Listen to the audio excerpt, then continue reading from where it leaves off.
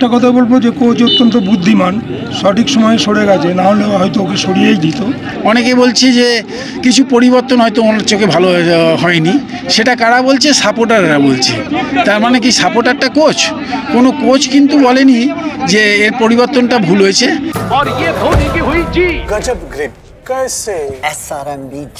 SRMB TMT बार की win grip technology cement के साथ बनाए मजबूत पकड़। Grip is important. Bengal coach আজকে বদল হয়েছে, এটা নিয়ে আপনি কি ভাবছেন?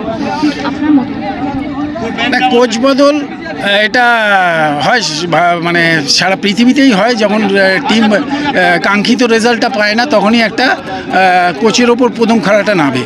সেটা আজ না, অনেক দিন ধরে ইসমল মোহনবাগানেও হয়েছে। মাঝপথে কোচ বদল, আরম্ভর সাথে সাথে কোচ বদল।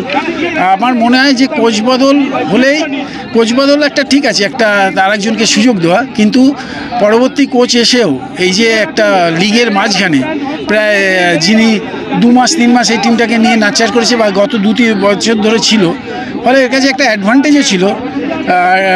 ডিসঅ্যাডভান্টেজটা কি আমি বুঝতে পারলাম না, হয়তো টিম খেলতে পারেনি। অনেকে বলছে যে কিছু পরিবর্তন হয়তো ওনার চোখে ভালো হয়নি, সেটা কারা বলছে? সাপোর্টাররা বলছে। তার মানে কি সাপোর্টারটা কোচ? কোনো কোচ কিন্তু বলেনি যে এর পরিবর্তনটা ভুল হয়েছে। পরিবর্তনটাও যদি দেখো, এমন তো নয় যে পরিবর্তন করে ইসমল টিম 9 জন হয়ে গেছে, তা তো না। ইসমল 11 জনই খেলেছে, অপোনেন্টের কাছে 11 জনের কাছেই হেরেছে। বড় টিমে আমার বদলে কে নামবে? কেউ একজন নামলে আশা করা যায় সে আমার কাছাকাছি খেলবে, ইভেন ভালোও খেলতে পারে। হ্যাঁ, হয়তো একটু খারাপই খেলেছে বা কাঙ্ক্ষিত প্ল্যান অনুযায়ী খেলতে পারেনি।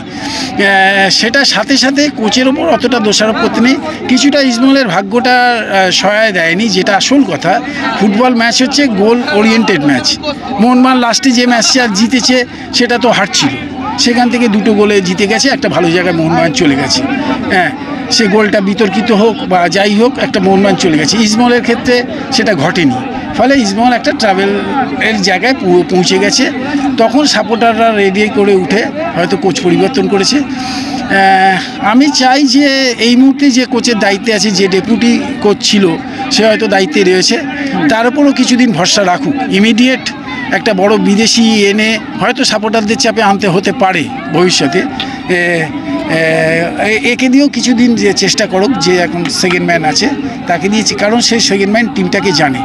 মূল ব্যাপার হচ্ছে প্লেয়ারদের মধ্যে একটা মানসিকতা গড়িয়ে তুলতে হবে, কারণ এরা অনেকেই বিদেশি, যেহেতু ইন্ডিয়ান ছেলেরা এত কম, সেই জন্যে সেই পরিবেশটা ইস্টবেঙ্গলের কালচারের সাথে এদের একাত্ম করতে হবে। এবং ইসমল ড্রেসিং রুম যাকে বলে, ড্রেসিং রুমটাকে সাপোর্টার বলুন, অফিসিয়াল বলুন, তাদের প্রত্যেককে সাপোর্ট করে একটা ড্রেসিং রুমে একটা পজিটিভ এনভায়রনমেন্ট আনতে হবে। এই পজিটিভ এনভায়রনমেন্ট ছাড়া অ্যাকচুয়ালি কোনো ম্যাচই জেতা যায় না। এই এনভায়রনমেন্টটা খুব জরুরি।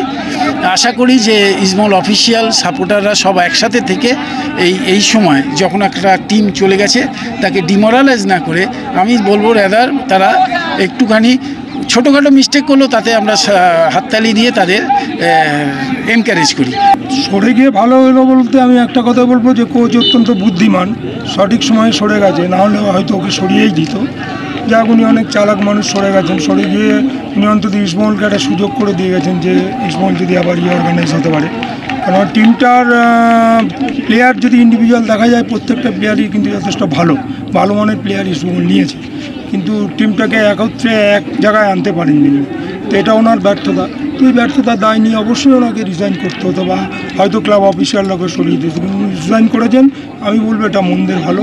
আগামী দিনে ইস্টবেঙ্গলের এই টিমই হয়তো অন্য কোনো দিশা দেখাবে আমাদের, এই আশাটা অন্তত আমার আছে। 3 ম্যাচ কেন যথেষ্ট, রেজাল্টটা দেখতে হবে তো আমাকে। এই সমস্ত ক্লাব তো রেজাল্ট ওরিয়েন্টেড না, আমাকে দেখতে হবে। আমি দীর্ঘদিন ধরে টুর্নামেন্ট পাচ্ছি না, আমি ওনাকে আনা হয়েছে ভালোর জন্যই। তো একটা কোচের তার 3 ম্যাচ কেন, প্রথম ম্যাচ থেকে তো বোঝা যায় যে টিমটা দৌড়াবে, কি ভালো খেলবে কি খারাপ খেলবে। তো স্বাভাবিক কারণ 3 ম্যাচে না, আমার কাছে 3 ম্যাচ না, রেজাল্ট খারাপ হয়েছে মানে টিমটাকে সেইভাবে অর্গানাইজ করতে পারিনি, এটা ওনারই ব্যর্থতা। উনি যদি বলতেন যে না আমার টিম ভালো হয়নি, তাহলে তো সেটা তো মানা যায় না। টিম যথেষ্ট ভালো। ইস্টবেঙ্গল খাতায় কলমে যে টিম করেছে তারাই ভারতবর্ষের এখন ফুটবলে যথেষ্ট ভালো জায়গায় আছে। বিদেশি কোচের ব্যাপারে আমি বলতে পারবো না কাকে নিয়ে আসবে কি। আমার কাছে বিদেশি কোচ একমাত্র হাবাস ছাড়া আমি কাউকেই এই মুহূর্তে ভারতবর্ষের ফুটবলে আর কাউকে দেখি না। তো ও তো চলে গেছে, এটা তো আমাদের দুর্ভাগ্য। বাংলায় ফুটবলে ছিল, হয়তো বাংলা অনেক সমৃদ্ধ হতো, যাই হোক উনি চলে গেছেন, সেটা অন্য ব্যাপার। তো এই মুহূর্তে কাকে আনবেন আমি জানি না, তবে ইস্টবেঙ্গল যাকেই আনুক রেজাল্ট যে এতটা খারাপ হবে বলে আমার মনে হয় না, যে কোচই আসুন। Extra time.